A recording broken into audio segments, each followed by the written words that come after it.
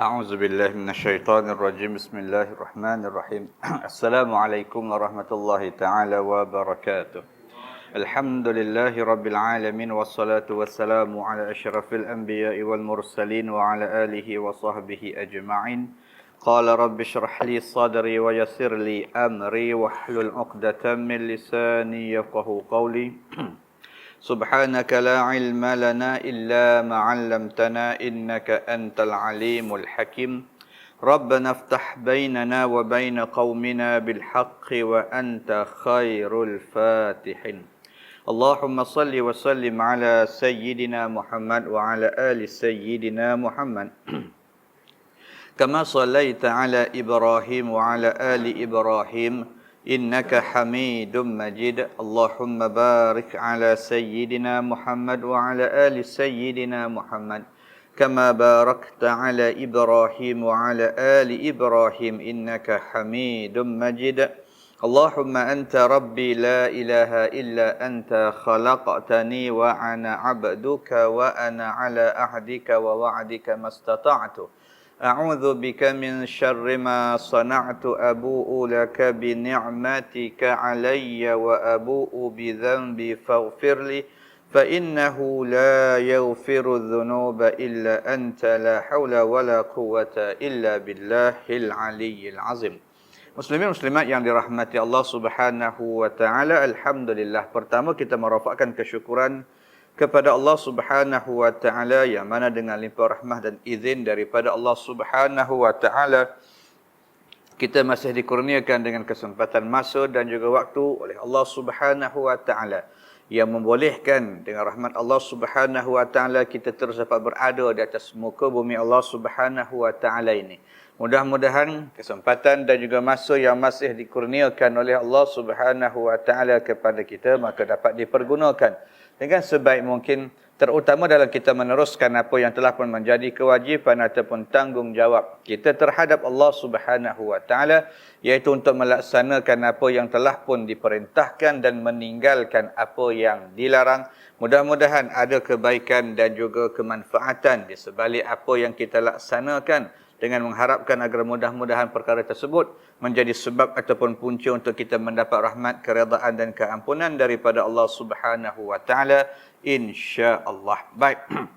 Jadi pada malam ni kita nak sambung membincangkan ataupun melihat kepada persoalan yang berkaitan dengan apa yang telah pun diterangkan oleh pengarang kitab Mawa'izul Badi'ah. Kita masih lagi dalam pengajaran yang ke-26 yang menceritakan kepada kita tentang beberapa persoalan ataupun nasihat ataupun peringatan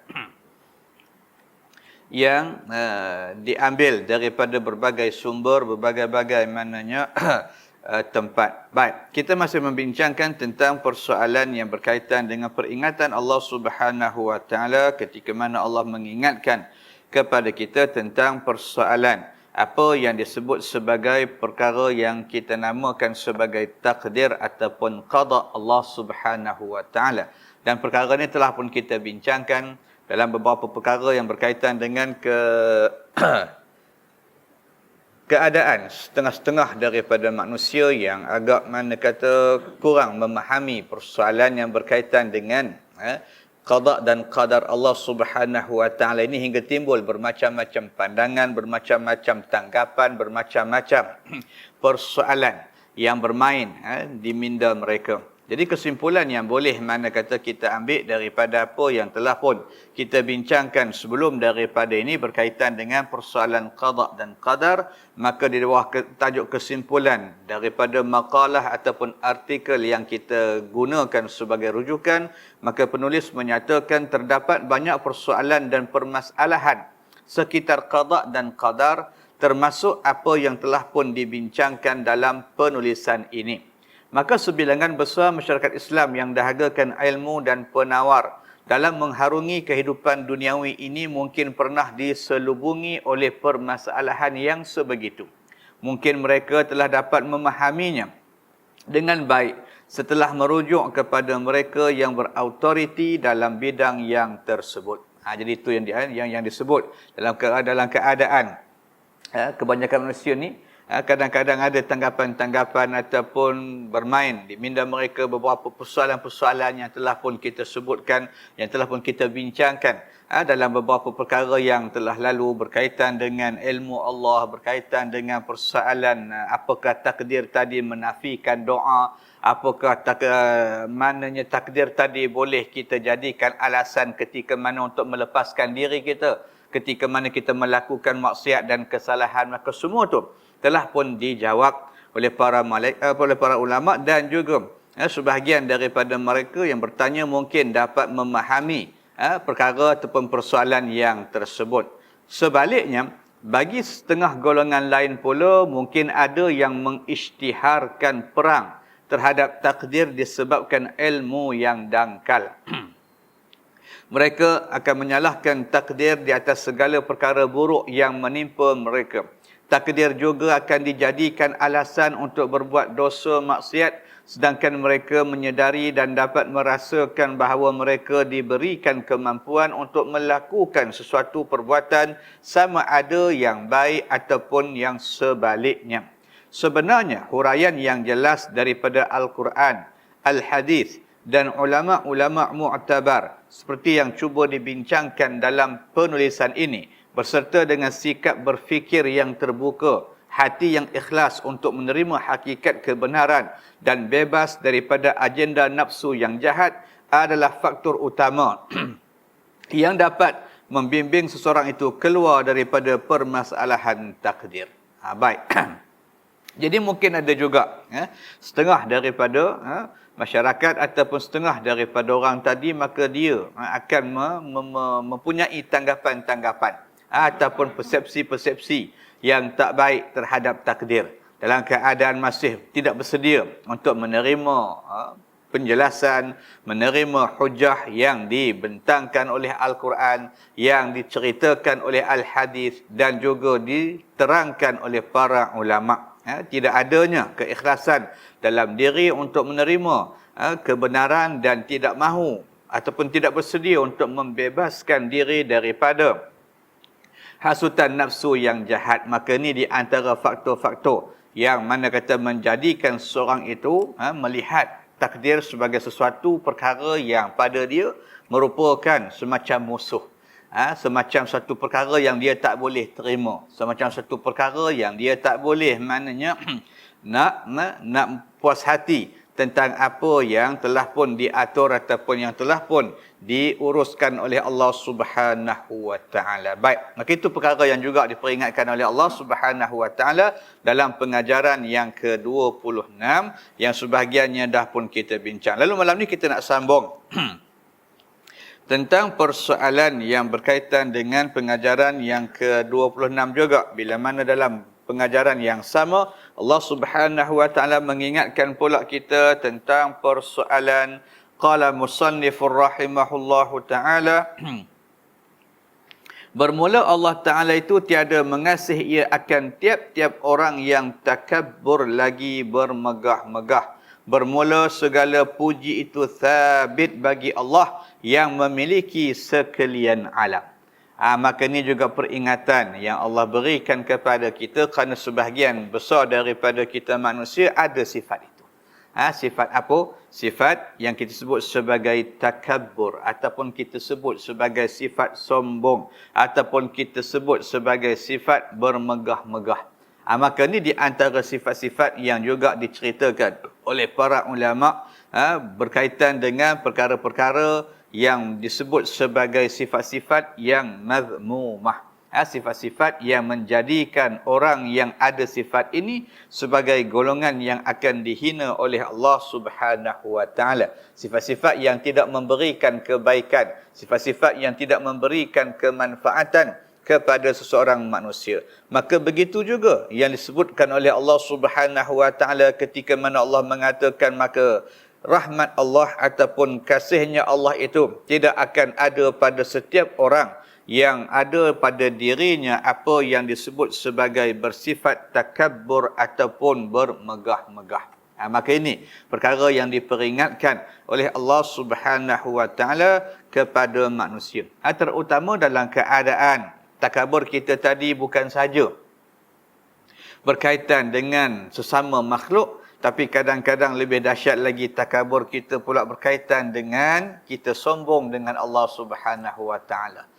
Kita takabur dengan Allah Subhanahu wa taala. Maka ini yang Allah peringatkan. Kerana manusia ni kata para ulama dijadikan oleh Allah Subhanahu wa taala daripada berbagai-bagai mana kata unsur, berbagai-bagai maknanya benda, dan setiap daripada percampuran tadi dia akan mana kata menghasilkan sesuatu sifat sama ada yang baik ataupun yang sebaliknya dalam diri manusia.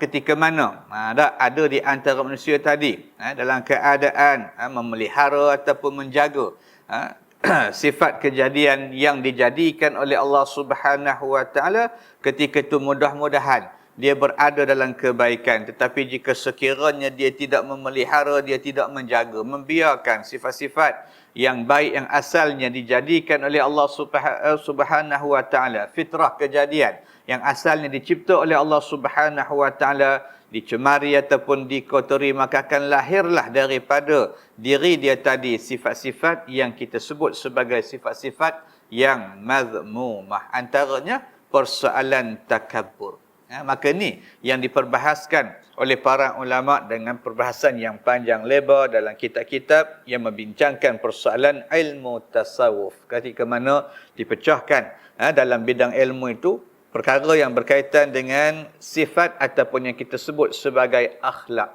Suatu daripada persoalan yang ada dalam diri manusia, di mana ialah yang menentukan hala tuju manusia itu, sama ada dia nak jadi baik ataupun sebaliknya, sebagaimana yang disebutkan oleh Nabi kita Muhammad sallallahu alaihi wasallam dalam menggambarkan dalam diri manusia itu ada yang kita sebut sebagai anggota yang dinamakan sebagai hati. Jadi hati itulah yang memainkan peranan yang besar dalam memberikan keuntungan ataupun kerugian kepada setiap manusia ataupun seorang manusia. Jadi ketika mana perkara yang disebut sebagai takabur itu tadi merupakan perkara yang dilarang oleh Allah Subhanahu wa taala, kerana Allah menyatakan bahawasanya Allah tidak akan mengasihi ia akan tiap-tiap orang yang takabur lagi mempunyai sifat bermegah-megah. Jadi itu yang diperingatkan supaya mudah-mudahan kita sentiasa ada sifat yang disebut sebagai tawadhu', merendah diri, terutama ketika mana kita melaksanakan apa yang telah pun diwajibkan oleh Allah Subhanahu wa taala, kerana sifat takabur ini merupakan sifat yang merugikan sebagaimana yang diceritakan oleh Allah Subhanahu wa taala dalam Al-Quran. Bila mana Allah menceritakan kisah iblis ketika mana dia menzahirkan takabur ini di hadapan Allah Subhanahu wa taala, ketika mana dia tidak menerima untuk melaksanakan perintah daripada Allah Subhanahu wa taala yang memerintahkan agar dia untuk memberikan penghormatan kepada Nabi Adam alaihi salam. Lalu dalam keadaan dia tadi merasakan ataupun dia melihat persoalan itu dalam keadaan adanya sifat takabur dalam diri tadi dan merasakan diri dia tidak layak untuk melaksanakan apa yang diperintahkan oleh Allah, lalu iblis tadi mengemukakan bermacam-macam alasan, bermacam-macam hujah, ketika mana dalam Al-Quran juga Allah menceritakan tentang bila mana Allah bertanya kepada syaitan, kepada iblis, apa yang menjadi punca dia tidak mahu untuk tunduk memberikan penghormatan kepada Nabi Adam alaihi salam. Lalu di antara alasan yang diberikan ialah ketika mana dia mengatakan Allah mencipta iblis tadi, mencipta dia daripada sifat kejadian yang lain, sedangkan Nabi Adam tadi dicipta daripada sifat ataupun bentuk kejadian yang lain juga. Kerana dia merasakan diri dia tak layak, kerana dia merasakan Allah mana kata mencipta dia daripada api, lalu dia tidak layak untuk memberikan penghormatan kepada Nabi Adam yang asalnya Allah jadikan daripada campuran tanah. Maka ini sifat ini yang akan nanti menjadikan manusia tadi rugi. Kerana apa? Kerana tidak kasihnya Allah Subhanahu Wa Taala, sebab kerana kita tidak berusaha, kerana kita tidak berikhtiar untuk mencari rahmat daripada Allah Subhanahu Wa Taala, dan tidak usahanya kita tadi dihalang dengan sifat takabur itu. Dihalang dengan sifat-sifat yang kita merasakan diri kita dah cukup, mana kata layak, cukup, mana kata hebat hingga tak perlu, ataupun hingga kita berasa tidak ada keperluan untuk kita, mana kata, melaksanakan apa yang diperintahkan oleh Allah Subhanahu Wa Taala. Mungkin kita merasakan kekayaan yang Allah pinjamkan kepada kita, lalu dengan kekayaan tadi kita merasakan kita tak perlu kepada rahmat Allah Subhanahu Wa Taala. Tu yang menjadikan kadang-kadang kita melanggar perintah Allah Subhanahu Wa Taala. Antaranya melibatkan persoalan harta benda, zakat dan seumpamanya. Sifat sombong yang ada, kerana merasakan bahawasanya harta tu kita punya. Merasakan maknanya apa yang kita ada ni milik kita, lalu kita berasa, mana kata, megah, kita berasa maknanya tak perlu, sombong kerana tak perlu untuk berkongsi apa yang diberikan oleh Allah Subhanahu Wa Taala dengan makhluk-makhluk yang lain. Maka ini yang menghalang kita daripada mendapat kasih sayang Allah Subhanahu Wa Taala. Mungkin ada orang yang berasa, mana kata, dia tak layak nak menyembah Allah Subhanahu Wa Taala hingga sanggup mempertikaikan hukum-hukum Allah Subhanahu Wa Taala kerana merasakan diri dia pandai. Dalam keadaan dia tak sedar kepandaian tadi dipinjamkan oleh Allah Subhanahu Wa Taala kepada diri dia. Andai kata kalau Allah tak berikan, mana kata, kepandaian pada diri dia tadi, maka dia akan menjadi orang yang tidak pandai. Orang yang tidak cerdik, ataupun kita istilahkan sebagai orang yang bodoh. Tapi merasakan kehebatan tadi, bermegah dengan apa yang ada pada diri dia tadi, lalu dia bukan saja kadang-kadang tidak mau tunduk kepada Allah, malahan kadang-kadang mempersoalkan, mempertikaikan, merendah-rendahkan hukum dan ketentuan yang telah pun ditentukan oleh Allah Subhanahu Wa Taala dalam syariat yang kita sebut sebagai Islam ini. Maka ini di antara perkara yang Allah sebut tadi sebagai peringatan, bahawasanya perkara-perkara tu kalau ada dalam diri kita, maka dia akan merugikan kita kerana dia akan menjauhkan kita daripada rahmat Allah Subhanahu Wa Taala. Akan menjauhkan kita daripada mendapat apa yang dijanjikan oleh Allah Subhanahu Wa Taala. Dan dari satu segi pula, kita sebagai makhluk ni sebenarnya tidak ada sebab, tidak ada sesuatu pun alasan ataupun hujah untuk kita berasa takabur, untuk kita berasa sombong. Sama ada dengan sesama manusia, apakah lagi dengan Allah Subhanahu Wa Taala. Kenapa yang kita ada ni sebenarnya semuanya bersifat dipinjamkan oleh Allah Subhanahu Wa Taala. Sesuatu yang dari segi miliknya bukan milik yang hakiki, tapi milik yang bersifat sementara.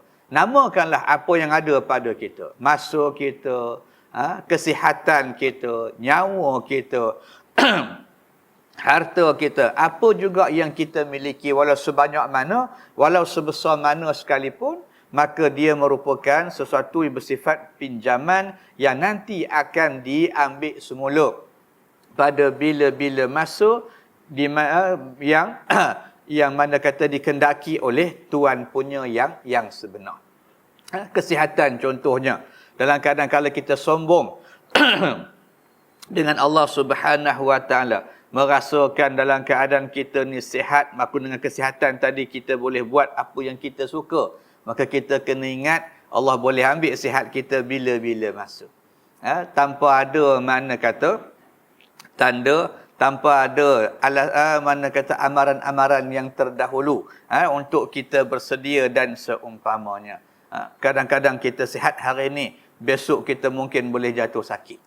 Kerana kesemua yang ada ni merupakan apa yang telah pun ditentukan oleh Allah Subhanahu Wa Taala. Jadi ketika itu, bagaimana kita boleh, mana kata, berasa sombong, berasa takabur? Sepatutnya kita berasa, mana kata, tawaduk, rendah diri, mensyukuri nikmat-nikmat yang diberikan oleh Allah, nikmat kesihatan yang memberikan kita kekuatan untuk melaksanakan ibadah dengan sempurna. Kerana berbanding dengan sekiranya kita sakit, ketika itu ibadah yang sama walaupun kita boleh laksanakan, tapi tak semacam mana ketika mana kita sihat. Serupa jugalah kalau kita nak bandingkan orang yang makan. Orang sakit pun dia makan juga, tapi makan masa sakit, dia tak sama macam makan masa sihat. Walaupun dia makan, tapi makan tak banyak mana. Tak larat. tak lalu. Sedangkan masa dia sihat tadi apa yang bagi semua habis. Tak ada tinggal langsung pun. Dalam keadaan begitulah. Ibadah-ibadah yang kita laksanakan. Sama juga dalam masa kita mana kata lapang. Maka ibadah yang kita laksanakan dalam masa lapang, dia tak sama dengan ibadah yang kita laksanakan dalam masa yang kita tengah sibuk. Dalam keadaan bentuk pelaksanaannya, dalam kadang-kadang syaratnya, kadang-kadang semua perkara-perkara yang sepatutnya ada mungkin kita tinggalkan. Masa itu berbanding dengan masa kita lapang dalam keadaan kita dapat melaksanakan ibadah tadi dengan cara yang sempurna. Begitu juga dalam apa juga perkara. Lalu perkara-perkara inilah yang diperingatkan oleh Allah Subhanahu Wa Taala. Maksudnya Allah suruh kita sentiasa memikirkan nikmat dalam keadaan mensyukuri nikmat yang tersebut. Jangan jadikan nikmat yang Allah berikan kepada kita sebagai punca untuk kita berasa takabur, untuk kita berasa sombong, untuk kita bermegah-megah, untuk kita menunjuk-nunjuk, untuk kita mengatakan diri kita ni hebat dan seumpamanya. Sedangkan Allah berikan segala apa yang dikurniakan kepada kita untuk kita gunakan mencari rahmat dan keredaan daripada Allah Subhanahu Wa Taala. Tapi kerana nafsu tadilah, kerana nafsu yang ada dalam diri kita, sebagaimana juga yang ada pada syaitan tadi, kerana nafsu dia mengatakan dia tak layak kerana merasakan dia dicipta daripada api, maka dia tidak mana kata mahu melaksanakan perintah Allah dengan mengemukakan berbagai-bagai alasan. Maka yang ni Allah gambarkan dalam Quran tadi menunjukkan inilah di antara mananya sifat orang yang sombong tadi. Dia tak mau tunduk, tapi dalam keadaan yang sama dia akan ada 1001 macam alasan. 1001 macam helah, 1001 macam hujah untuk menyatakan apa yang dia buat tadi betul, apa yang dia lakukan tadi mana kata benar. Macam yang Allah sebut dalam Quran itu. Sifat sombongnya syaitan hingga tidak mahu tunduk melaksanakan apa yang diperintahkan oleh Allah Subhanahu Wa Taala. Baik. Dan sombong ini pula kata para ulama, dia ada dengan sebab bermacam-macam lah. Antaranya kerana inginkan pujian dan sanjungan. Inginkan sesuatu yang dia rasa mana kata perlu ada pada diri dia. Lalu Allah Subhanahu Wa Taala dalam pengajaran yang terakhir di muka di pengajaran yang ke-26 ini juga menyatakan bermula segala puji itu sabit bagi Allah yang memiliki sekalian alam. Kalaulah sombong tadi dikaitkan dengan kehendak manusia tadi untuk mendapat pujian, sanjungan dan seumpamanya, maka Allah sebut pujian yang hakiki itu hanyalah hak milik Allah Subhanahu Wa Taala, bukan milik kita. Bukan mana kata perkara yang menjadi milik mutlak manusia, kerana yang layak untuk diberikan pujian, yang layak untuk mana kata dikurniakan sanjungan dan sebagainya ialah Allah Subhanahu Wa Taala yang bersifat sebagai zat yang memiliki sekalian apa juga makhluk yang ada. Kita tak boleh, kerana tadi kita sebut kita ni pinjam aja. Tak, pinjam aja. Maknanya kita bukan milik kepada sesuatu yang kita ada. Kita cuma kadang-kadang memiliki sesuatu yang mungkin milik orang lain. Sebagaimana harta yang ada pada kita, dalam keadaan walaupun nampak tu kita punya, tapi kadang-kadang dalam kita punya tadi ada orang lain punya.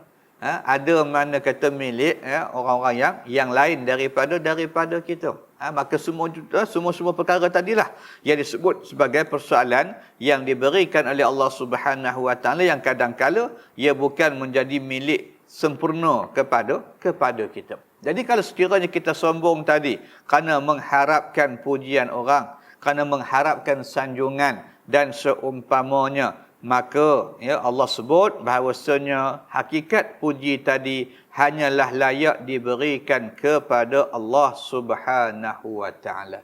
Tu yang kita sebut setiap kali kita menunaikan sembahyang. Kita akan mengucapkan perkataan Alhamdulillahi Rabbil Alamin. Segala puji, khusus pujian tu. Kalau kita mana kata mengaji dalam bab mana kata kaedah bahasa Arab, kalimah alham tu datang dalam bentuk isim ma'rifah. Khas. Puji tu khusus hanya kepada Allah. Apa pun mana kata yang berlaku, maka pujian tadi dia berbalik kepada Allah Subhanahu Wa Taala secara maknanya zat yang layak untuk diberikan pujian. Di mana Allah menyatakan dalam ayat tadi kenapa Allah tadi layak untuk menerima pujian, antaranya kerana Allah bersifat sebagai Rabbil Alamin, pemilik sekalian daripada alam ni. Alam ni bukan saja mana kata dulu ni kata para ulama alam tu yang ditarifkan sebagai al-alam ma huwa siwa ma siwa Allah. Sesuatu yang lain daripada Allah tu dikira sebagai alam lah. Kita pun kadang-kadang kata kita sebut dalam mana kata ilmu ada alam manusia, alam haiwan, alam tumbuhan. Maka yang itulah lain pada Allah tu semuanya alam. Jadi Allah tadi merupakan pemilik. Jadi bila Allah yang merupakan pemilik, pencipta, pengurus atur segala apa yang ada pada makhluk tadi, maka apa juga yang terhasil pada diri makhluk tadi, pujian tadi hanya layak diberikan kepada Allah Subhanahu Wa Taala. Sepatutnya manusia tadi dia berasa syukurlah, bukan berasa takabur dengan harta yang banyak tadi. Dengan sebab harta tadi dia dapat melaksanakan perintah Allah, sepatutnya dia berasa itu satu perkara yang memberikan kebaikan, bersyukur. Allah beri dia kesempatan untuk menggunakan harta mencari rahmat dan keredaan Allah. Bukan dia berasa takabur, berasa sombong, berasa megah dengan harta yang banyak ataupun menunjuk-nunjuk kekayaan yang dia ada dengan mengharapkan pujian, mengharapkan sanjungan, mengharapkan segala apa juga yang akan datang daripada makhluk. Maka ni yang Allah peringatkan, kerana kadang-kadang ada kaitannya sombong tadi dengan persoalan pujian itulah. Dia hendakkan orang puji kehebatan dia, dia hendakkan orang puji maknanya kelebihan-kelebihan yang Allah berikan kepada diri dia. Tapi Allah peringatkan bahawasanya apa juga yang kita rasa kita hendak tu, maka asalnya ataupun akhirnya dia sebenarnya berbalik kepada Allah Subhanahu Wa Taala. Bukan hak kita. Kita ni hak kita apa, dia bersyukur aja. Bersyukur terhadap apa yang diberikan oleh Allah dan bersabar atas ujian-ujian yang Allah timpakan kepada diri kita. Itu aja hak kita. Yang lain daripada tu tak ada. Yang lain daripada tu tak boleh. Kerana apa? Kerana kita ni makhluk. Kita kena ingat, hebat kot mana pun, kaya kot mana pun, pandai kot mana pun, apa pun yang kita ada, kita tetap sifatnya sebagai makhluk. Bukan sebagai khaliq, yang dicipta, tapi bukan sebagai pencipta. Jadi yang layak diberikan pujian tadi hanyalah Allah Subhanahu Wa Taala. Jadi apa pun yang kita buat ini, kata Allah Subhanahu Wa Taala, maka jangan kita mengharapkan pujian. Tapi syukurlah dan pujilah Allah Subhanahu Wa Taala atas nikmat yang Allah berikan kepada kita. Kerana semua nikmat itu mudah-mudahan akan memberikan kebaikan kalau sekiranya kita laksanakan dengan cara yang betul. Bukan kita sombong, bukan kita berasa megah, bukan kita berasa macam-macam. Kerana perkara-perkara itu tidak akan memberikan apa-apa manfaat dan faedah kepada diri kita. Ini di antara perkara yang diperingatkan oleh Allah Subhanahu Wa Taala dalam pengajaran yang ke-26. Satu pengajaran yang agak panjang yang menceritakan kepada kita tentang beberapa persoalan yang mudah-mudahan menjadi peringatan dan panduan serta pedoman dalam kita berusaha dan berikhtiar mencari apa juga kebaikan untuk kehidupan yang akan datang. Mudah-mudahan kita tergolong dalam golongan mereka yang diberikan rahmat, keampunan dan keredaan oleh Allah Subhanahu Wa Taala, insya-Allah. Baik. Kemudian kita beralih pula kepada pengajaran yang ke-27 pada malam ini. Pengajaran yang terkandung dalam kitab Al-Mawa'izul Badi'ah ni terdapat sebanyak 50 pengajaran. Kita telah berada pada pengajaran yang ke-26 dan kita masuk ke pengajaran yang ke-27, di mana dalam pengajaran yang ke-27 ini Allah mengingatkan kepada kita tentang perkara yang berikut. Qala musannifur rahimahullahu ta'ala, berkata Allah Subhanahu wa ta'ala, hai anak Adam, banyakkan olehmu bekalmu dengan berbuat ibadah kepada Allah Subhanahu wa ta'ala, kerana bahawasanya jalan syurga itu amat jauh.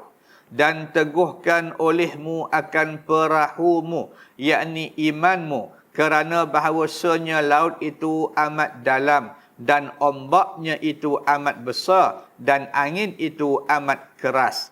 Dan ringankan olehmu akan tanggunganmu, maka gunung itu amat tinggi, yakni kerana bahawasanya titi siratul mustaqim itu amat seni-seni, yakni halus. Dan khaliskan, yakni ikhlaskan olehmu akan ilmumu, dan bahawasanya yang menerima itu amat melihat, maka segala keinginanmu itu di dalam syurga jua, dan kemenanganmu itu di dalam akhirat jua, dan pada hadapanmu itu beberapa bidadari yang indah-indah. Hai anak Adam, jadikan olehmu akan dirimu hamba bagiku, supaya adalah aku itu Tuhan bagimu. Dan hampirkan olehmu akan dirimu kepadaku dengan menghinakan dunia dan mengasih segala kebaikan, maka bahawasanya Allah Ta'ala itu tiada mensia-sia ia akan pahala orang yang berbuat kebajikan, dan tiada mensia-sia akan segala amal orang yang berbuat amalan. Maka ini juga peringatan yang diberikan oleh Allah Subhanahu Wa Ta'ala dalam pengajaran yang ke-20 yang terdapat di dalam kitab Al-Mawa'izul Badi'ah, di mana Allah Subhanahu wa taala mengingatkan kepada kita tentang persoalan yang disebut sebagai pertamanya, untuk memperbanyakkan bekalan kita untuk menuju ke akhirat. Dalam keadaan kita sedia maklum diceritakan bahawasanya kehidupan manusia ini tidak akan berakhir di dunia sahaja. Bagaimana para ulama menceritakan tempoh perjalanan manusia ini bermula daripada alam yang disebut sebagai alam roh, kemudian berpindah pula ke alam yang satu lagi, yang disebut sebagai alam rahim, kemudian berada pula di alam yang sekarang ini yang disebut sebagai mana kata dunia, lalu akan berpindah pula ke alam yang seterusnya yang disebut sebagai alam barzakh, dan akan berakhir di suatu tempat yang disebut sebagai akhirah. Bermakna kita akan menempuh perjalanan yang cukup panjang. Kita akan menempuh perjalanan yang begitu mana kata banyak perkara-perkara yang mana kata akan memberikan penyesalan dan kerugian kalau sekiranya kita tidak bersedia. Kalau sekiranya kita tidak melakukan persiapan ketika mana kita masih ada masa yang diberikan oleh Allah Subhanahu wa taala. Kerana itulah di awal pengajaran yang ke-27 ini Allah mengingatkan kita untuk memperbanyakkan bekal dengan cara berbuat ibadah kepada Allah Subhanahu wa taala, kerana kata Allah bahawasanya jalan syurga itu amat jauh. Maksudnya kita kena bersedia dengan kelengkapan yang begitu cukup. Sebagaimana orang yang nak menempuh perjalanan yang jauh, perjalanan yang begitu mana kata jauh, yang dia pun tak pasti apa yang dia nak jumpa, yang dia pun tak pasti apa yang dia nak hadap, yang dia pun tak pasti apa yang dia nak mana kata maknanya tengok ketika itu persiapan-persiapan yang dia kena buat mestilah dalam keadaan yang banyak, yang lengkap, yang rapi dan seumpamanya. Dan tidak ada persiapan yang lebih baik daripada apa yang disebut oleh Allah Subhanahu wa taala, wa tazawwadu fa inna khaira zadit taqwa. Maka itu yang Allah peringatkan dalam Al-Quran. Maka berbekallah kamu, kata Allah Subhanahu wa taala, dan tidak ada bekalan yang paling baik melainkan apa yang disebut sebagai ketakwaan. Satu sifat yang ada pada manusia tadi yang mudah-mudahan akan mendorong manusia tadi untuk melaksanakan ibadah kepada Allah Subhanahu wa taala. Pasal itu kita dipesan dengan benda yang sama setiap kali kita datang untuk menunaikan ibadah sembahyang Jumaat. Yang menjadi salah satu daripada rukun khutbah pada pandangan mazhab Syafi'i. Selain daripada kita puji Allah, selain daripada berselawat, selain daripada membaca sepotong daripada ayat Quran, selain daripada mendoakan keampunan muslimin muslimat, maka disuruh khatib pada mana kata hari Jumaat tu di dalam dua-dua khutbah yang ada berpesan dengan ketakwaan. Ingatkan mana kata orang yang datang supaya sentiasa ada dalam diri tadi sifat ini. Sifat mana? Sifat mencari kebaikan, sifat mencari mana kata sesuatu yang akan memberikan manfaat dan kebaikan kepada diri, dengan mana kata tunduk melaksanakan ibadah kepada Allah Subhanahu wa taala. Maksudnya sifat itulah yang nanti akan mendorong kita melaksanakan kebaikan-kebaikan untuk kita jadikan sebagai satu bekalan ataupun satu persediaan. Mudah-mudahan dapat kita tukarkan dengan rahmat, keampunan dan keredaan daripada Allah Subhanahu wa taala. Yang walaupun pada kata para ulama dari segi mana kata hukumnya bukanlah mana kata ibadah tadi menjamin untuk kita mendapat rahmat, bukan untuk menjamin mana kata kita mendapat syurga Allah Subhanahu wa taala, tapi ibadah tadi kita lakukan untuk supaya mudah-mudahan ada satu sandaran, ada suatu perkara yang dapat menjadi hujah, yang dapat menjadi satu kebaikan untuk diri kita dalam usaha kita mendapat rahmat, keampunan dan keredaan daripada Allah Subhanahu wa taala. Kerana apa yang ada pada kita hari ini, kita tak akan bawa sama masa kita berpindah ke alam yang seterusnya. Jadi apa lagi yang nak kita tukarkan kalau semua kita tinggalkan? Kalau hari ini kita mana kata dikelilingi dengan gelaran yang bermacam-macam, maknanya gelaran Tan Sri, ada datuk, ada pangkat itu, pangkat ini, kita kena ingat masa kita berada di alam yang seterusnya, semua tu kita tinggal di belakang. Maka kalau kita nak tukarkan pangkat kita, gelaran kita dengan rahmat Allah, tak dapat dah. Kerana pangkat yang kita ada tu orang lain ambil pergi bagi pada orang lain pula. Yang kita sayang sangat tu. Yang kita takut benar kata hilang pangkat, hilang gelaran tu, masa kita mati besok, yang kita ada tu orang ambil bagi pada orang lain. Kita tinggal apa? Tak ada apa. Kalau itu yang kita nak bawa, kalau itu yang kita rasa kita boleh tukarkan untuk kita dapat rahmat, keampunan dan keredaan Allah, maka tak ada dah. Serupa juga pengaruh pun sama juga. Kalau kata masa hidup ni kita orang yang berpengaruh, pengikut kita ramai, orang yang sanjung kita beribu-ribu, maka bila kita berada berseorangan dalam alam barzah, maka semua yang ada tu dia takkan ingat. Paling tidak seminggu tu ingat lagi lah, lepas sebulan habis lupa dah. Siapa pun tak nak kenang kita, siapa pun tak nak ingat kita dah. Kalau gitu yang kita harapkan untuk kita tukarkan dengan rahmat Allah, maka tak ada jalan nampaknya. Begitu juga dengan kekayaan yang ada, dengan mana kata wang ringgit yang banyak, harta benda yang melimpah ruah. Bila kita mana kata berada di alam barzah, apa yang kita himpun ni jadi milik orang lain. Jadi milik orang yang kita hutang, bayar hutang. Jadi milik mana kata waris-waris yang ada tu. Dalam keadaan harta yang kita himpun selama ni jadi milik mereka.